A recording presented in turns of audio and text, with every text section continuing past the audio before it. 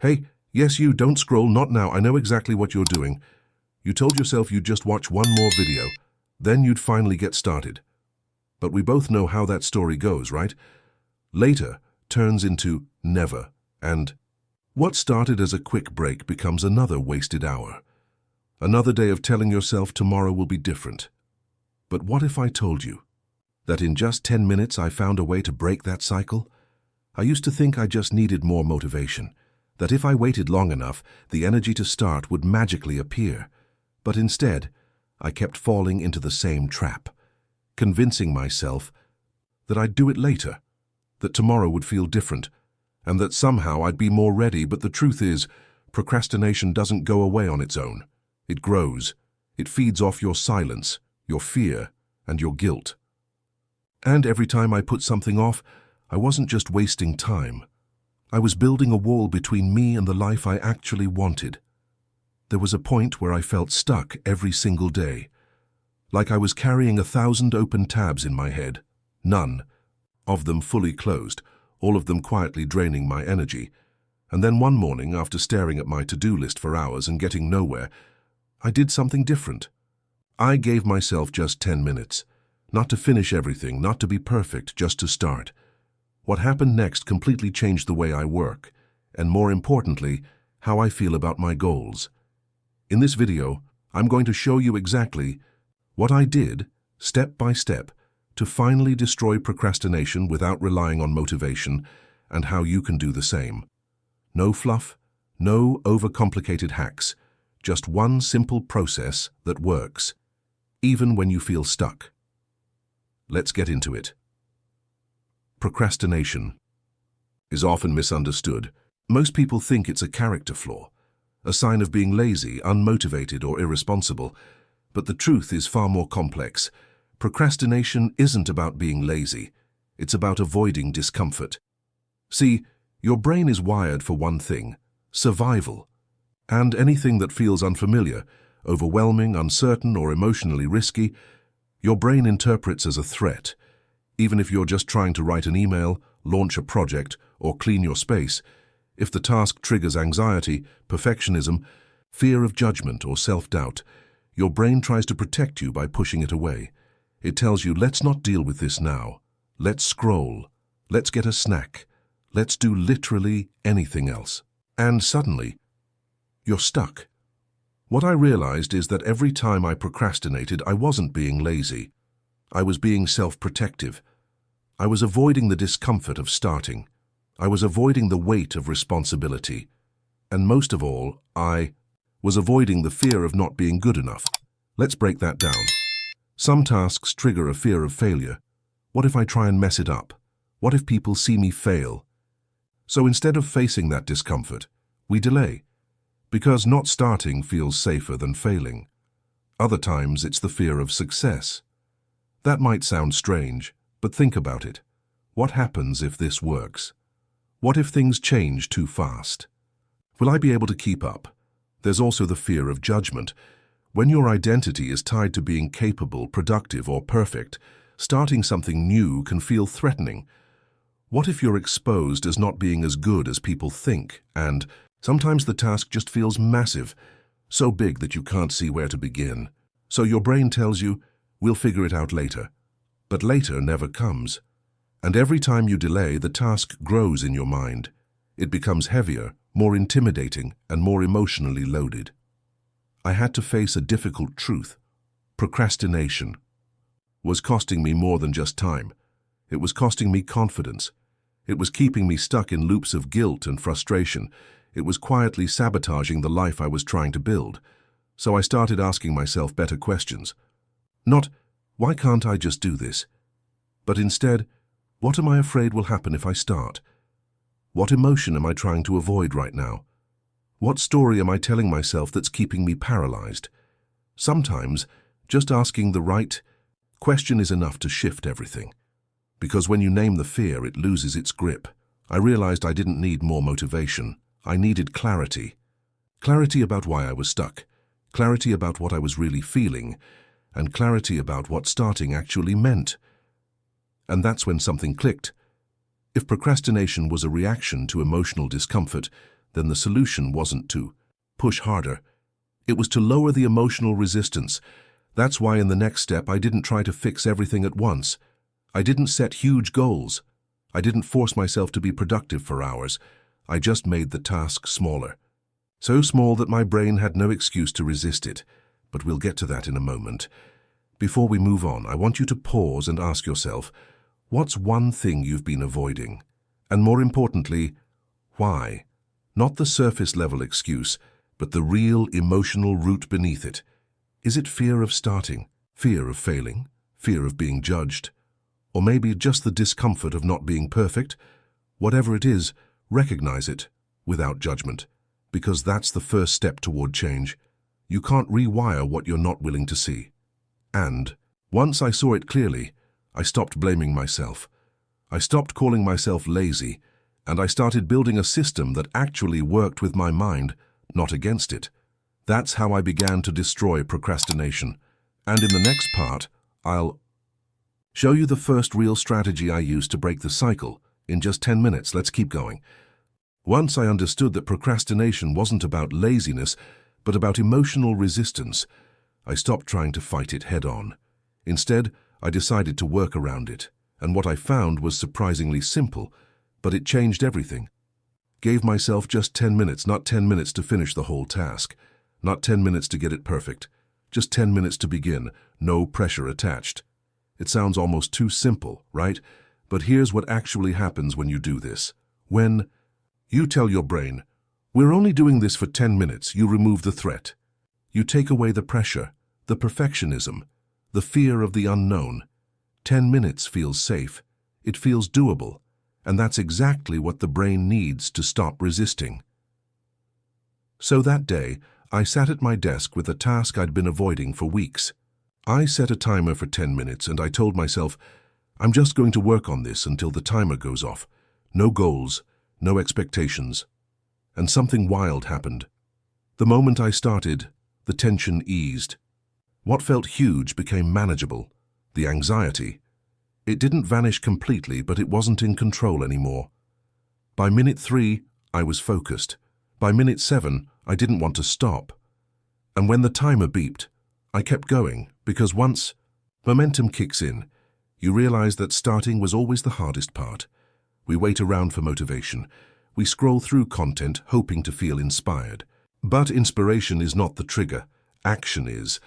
And the beauty of this 10-minute trick is that it creates just enough action to wake up your focus without overwhelming your brain.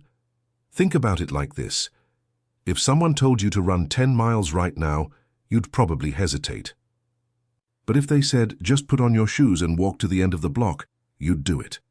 And by the time you get there, you're already moving, and momentum takes over. This applies to anything: writing, studying, cleaning, planning, even difficult conversations. When the task feels too big, the brain panics. But when the entry point is tiny, you sneak past the fear. And once you're in motion, the fear loses its power. So I started using this method daily. 10 minutes to begin. That's it. Some days I only did those 10 minutes. And that was more than I had been doing before. Other days, those 10 minutes turned into an hour of deep focus, effortless and natural because I didn't force it. And here's another bonus. Those 10 minutes, they become a ritual, a signal to your mind that says, we don't need to finish this, we just need to start. It's not about forcing productivity. It's about building a bridge between resistance and action. And once that bridge is in place, you realize the enemy was never the task. It was your relationship with starting. If you've ever stared at a blank page, a messy room, or a huge list of things to do, you know the feeling. It's heavy, it's loud, and it can paralyze you, but 10 minutes. 10 minutes is quiet, simple, safe. It's enough to prove to your brain that you're not in danger. It's enough to create a spark of movement. And that movement, however small, is how change begins. Let me say this clearly. This isn't about tricking yourself into massive productivity. It's about building trust. Trust that you can show up, even when it's uncomfortable. Trust that action is possible, even when motivation is missing. And trust that you don't need to conquer the whole mountain, just the next step. If you're feeling stuck right now, don't try to plan your whole day. Don't try to organize your entire life. Just give yourself 10 quiet minutes to start. The thing that matters most, that's what I did. And it was the beginning of everything. Most people think consistency comes from discipline, from pushing harder, waking up at 5 a.m., forcing yourself through the pain day after day. But that's not how I built consistency. And that's definitely not how I destroyed procrastination. What actually changed everything for me was something far more sustainable. I started showing up for 10 minutes a day, and I stopped breaking promises to myself. You see, every time you say, "I'll do it tomorrow," and don't, you're not just delaying a task. You're silently teaching your brain something. I can't be trusted to follow through. And over time, that turns into a deep internal message. I never finish things. I'm the kind of person who always quits. Why even try if I'll just fall off again? I had told myself those things for years, without realizing. I was shaping an identity based on inconsistency and avoidance. But when I started using that 10-minute method, something else happened. I began to collect small wins, moments of truth where I showed up, even if it was messy, even if I didn't finish. Each time I followed through, even for just 10 minutes, my self-perception started to shift. I wasn't trying to be perfect anymore. I was just being present, and that was enough to build trust. Let's make something clear. You don't become consistent by going all in for 3 days. You become consistent by showing up imperfectly for 3 weeks and not quitting. And that's where identity comes in. Every small action you take is a vote for the person you believe you are. When you write for 10 minutes, you cast a vote. I'm a writer. When you stretch for 10 minutes, you cast a vote. I care about my body. When you clean your desk, you cast a vote. I create space for clarity. You don't need to become someone else overnight. You just need to act like the version of yourself you want to become, and even in the smallest way. And here's the secret. The brain starts believing what it sees repeated. It doesn't care how big the action is. It cares how consistent it is. When you make a habit of following through, you build something powerful, momentum. And momentum is what turns scattered effort into stable identity. At first, I didn't feel like a productive person. I felt like a mess. But after a week of showing up for 10 minutes a day, I started to think, maybe I'm the kind of person who follows through. After 2 weeks, I didn't question if I'd do it. I just did, not because I had more discipline, but because the version of me who takes action had finally become familiar. Let's be honest, there will still be days you don't want to do it. There will still be resistance. But once your identity shifts, the voice inside that says, "We do this now," gets louder than the voice that says, "Let's scroll instead." And that shift, from forcing action to embodying action, is what kills procrastination at the root. You're no longer negotiating with yourself every day. You're not waiting for motivation. You're just being who you already decided to become. So if you're stuck in the loop of start, stop, give up, pause, ask yourself, what kind of person do I want to be? And then find the smallest version of that person's habit that you can do today. Right now, for just 10 minutes. Because when you do, you send a message to your brain, this is who I am now. And if you repeat that message long enough, you won't need to force consistency. It will come looking for you. That's the real path out of procrastination, not through willpower, but through identity. And it starts with one step. Today. There's something powerful that happens when you stop waiting to feel ready and just start. Not in a big, dramatic way, not with perfect plans or flawless execution, but with something simple, like 10 quiet minutes of showing up. That's how real change begins. It's not about changing your entire life overnight. It's about honoring the smallest commitment you make to yourself and doing it again tomorrow. Procrastination doesn't disappear with hacks. It dissolves when you build trust with yourself. Because the truth is, every time you show up, even in the tiniest way, you're rewriting your story. You go from someone who hesitates to someone who takes action, from someone who avoids into someone who moves through it, from someone stuck in guilt and delay to someone who says, I don't need to be perfect. I just need to begin. So, let me ask you one last time. What's that one thing you've been putting off? You know the one. That task, that message, that project, that dream. What would happen if just for today you gave it 10 focused minutes? You don't have to finish it.